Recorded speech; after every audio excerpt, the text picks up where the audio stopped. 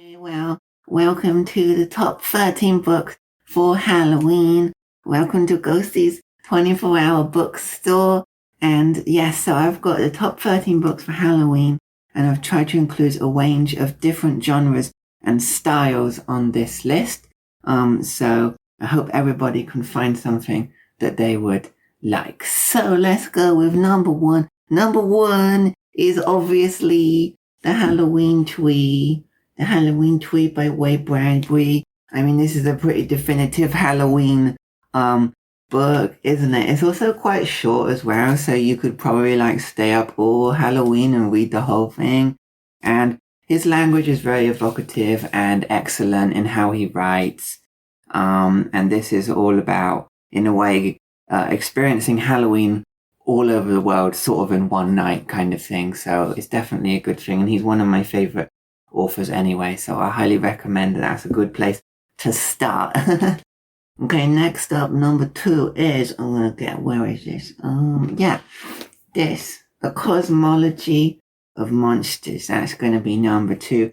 This is actually quite new, but this took me by surprise. And it's about what the monsters really are, and it's about the human aspect, perhaps, of that, and about the families and what maybe breaks the family apart and what maybe brings the family back together again, and what it means to heal that, and that sort of thing. So it isn't scary. So I think it's really an enjoyable human story. So yeah, I think you'll like it. It actually says on it, "I loved it and I think you will too," from Stephen King. So I think, yeah, it was actually really good. So I definitely recommend that. Okay, so what's next? Okay, next is, well, you can't not have H.P. Lovecraft, can you? He is one of the absolute classics of the horror genre. If you've never read any of his work, then, wow, you need to try it out, because the type of new genre and horror that he was doing is it's become very famous now. He blends a kind of mystery and madness in his books, so they're not like entirely, I mean, I personally don't find them scary. It's more about the discovery of the horror, and then that dwelling on the mentality of the main character, and they probably always end up going mad at the end or something like that. And in a way, it might be seen as a bit of a cliche nowadays, but I really like his work, and his language is also really cool as well. So definitely H.P. Lovecraft. He's just a must for the list. Alright, next up we have, out the way of the books, this is Breverton's Phantasmagoria. This is a really cool non-fiction collection of just mysteries and monsters and things. You've got like your sunken ships and your crystal skulls and your voodoo and your angels and demons and things like that. But it's a non-fiction look at those things historically, and it's really interesting. So I think that everything has its own little short entry to it. So I think you'll find something in here that will interest you, learn something new and that kind of thing. So yeah, this is a really cool one as well.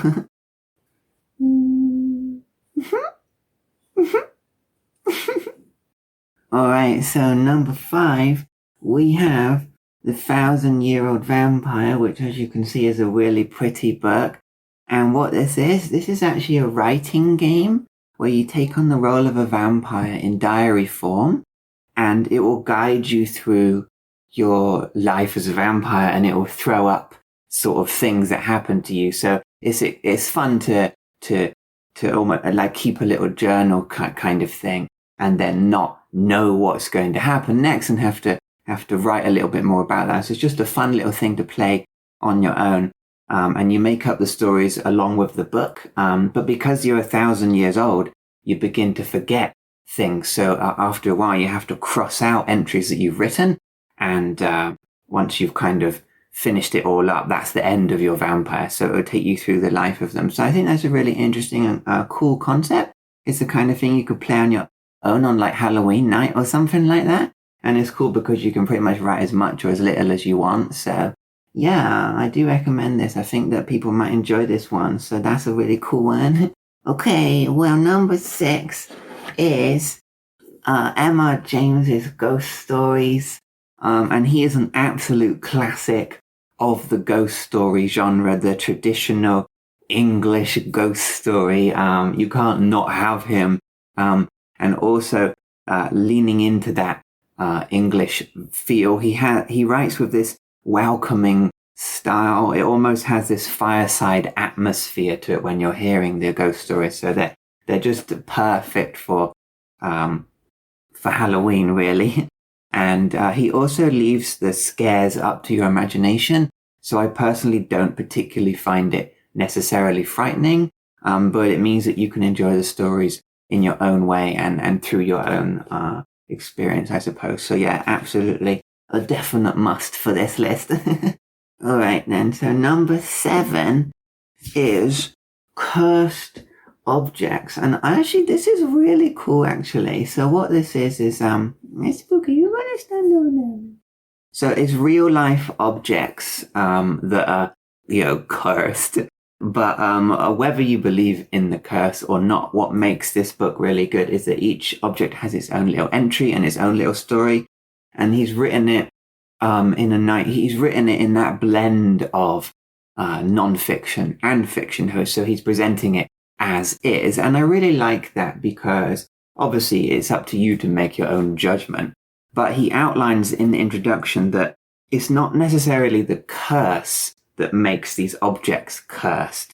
It's the stories that are tied to them. Because if they didn't have this story of these things that happened, they would just be objects. They wouldn't be cursed objects at all. So if you like short, kind of spooky, kind of is that real sort of stuff, then this is really, really cool and enjoyable. So yeah. All right then. Oh, everybody's all over the place. Okay, so next up, number 8 is the Call of Cthulhu game. Boom. Okay, this is a very famous classic game. And it's based on the works of H.P. Lovecraft, so it's inspired by all of his works, and I already mentioned him on the list. So why this is good, okay? One person takes on the role of the keeper. They're the keeper of arcane knowledge. And what they do is they read through a mystery that's presented to you, and they then dispense the clues to the other players of the game, and the other players are playing the roles of the investigators who have to solve the mystery. And you can make any investigator you want. You can have like a mechanic or an explorer or a magician. It's really cool, and it's set in that 1920s weird horror sort of vibe as well. It's really cool. But why is it fun? I'll tell you why it's fun, right? It's fun because if you're the keeper, the person who's reading the book, you're still getting to read a mystery. You're still reading, like any of the fiction books I've mentioned on this list. You're essentially reading a fiction. Imagine if you took a story that you knew, like a ghost story that you'd read, and you tried to tell it to your friends and tried to make them go through and solve the mystery. That's what's exciting. You're dispensing the clues to your friends, and you're waiting for them to latch onto it. But you're also sneakily chuckling to yourself because you're like, I've hidden this thing here, and then they bump into it, and then they go, oh, I didn't expect that, and that's what's really cool. So you're getting the best of both if you're the keeper, because you're showing the story to them, but you're also getting to read it for yourself. Another reason why this is very famous game is because in a lot of games, you find that the characters will get stronger and stronger. Like you level up, you get stronger and then you fight the final boss at the end. But the way this game works is you get weaker and weaker. You lose your health and your sanity instead of gaining more of it. And what that means is you've got that tension of, will we have enough energy left between us to save the day at the end? And that makes the final boss fight more exciting, I think. So yeah, this is really, really good and just really enjoyable. So I definitely recommend this. Okay, well that leads me on to my next book, The Masks of Nyarlathotep. Okay, what this is, oh boom, it's so big. This is generally considered one of the greatest adventures ever written for any game. And I know that sounds like a big thing to say, but it is, generally considered that. It's set all around the world. You need to solve the mystery And again, like I said on the previous book, what's so exciting about it is you get to read all of the mystery. You get to travel around the world yourself, and then you've got to decide how to present those clues to your friends. You don't even have to go in order. You can travel to anywhere. You can just say to your friends, okay, where do you want to go in the world? And they're like, oh, let's just go here. I mean, that's so cool. Like there's a whole world of mystery horror to explore. And they specifically wrote this. They wanted it to last for a long time. So it would take you a long time to get through this. So yeah, this is for the Call of Cthulhu game that I just showed.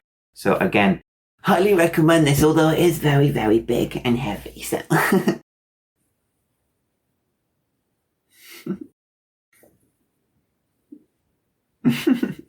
Alright, so next up we have A World Full of Spooky Stories. Okay, so this is just a really nice book for bedtime.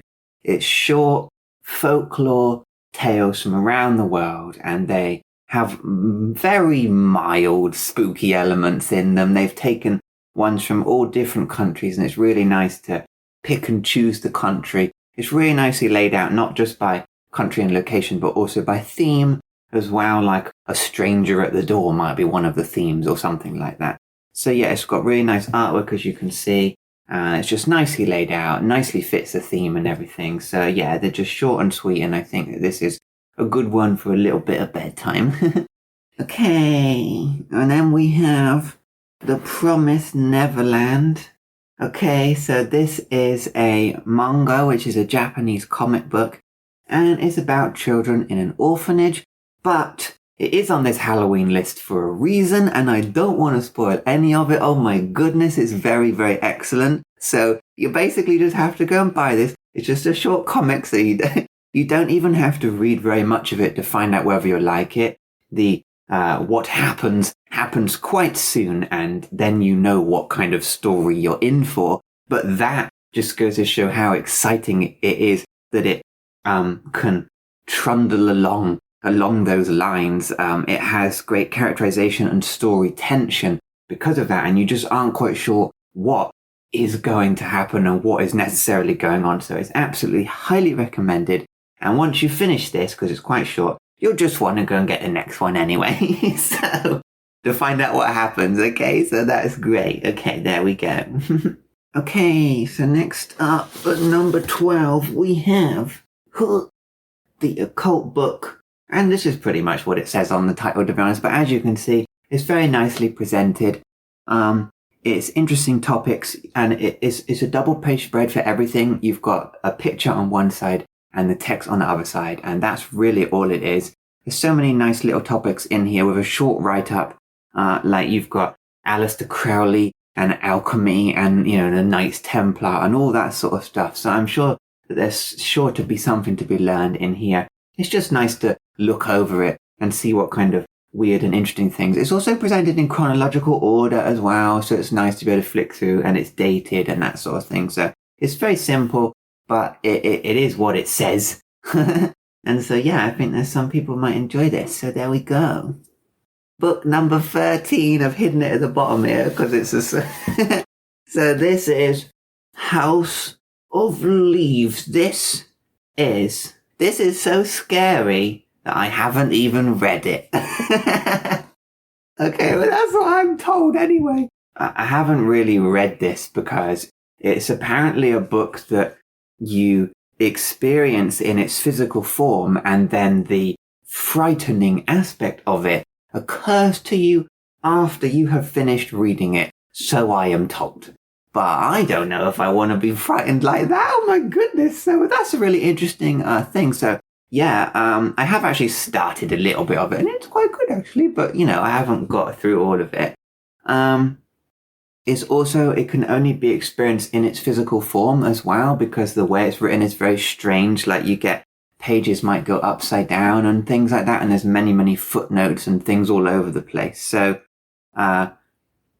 it's definitely a bit more of a hardcore one on this list, but I think that some people might find a lot of interest in it, and I'm very intrigued by it. I don't know if I'm brave enough to read it, but you know. So, yes, you know, that's interesting, because I think that's the true magic of what horror is, that its reputation precedes it. And that's what's really happening with this this book, isn't it? The fear of the thing is bigger than the thing itself. And once you've let the monster out of the box, it's not really the same anymore, is it? So that's it. So I hope that you found something on this list that you'd like.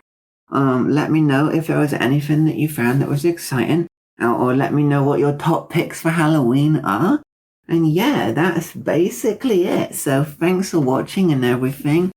And happy Halloween.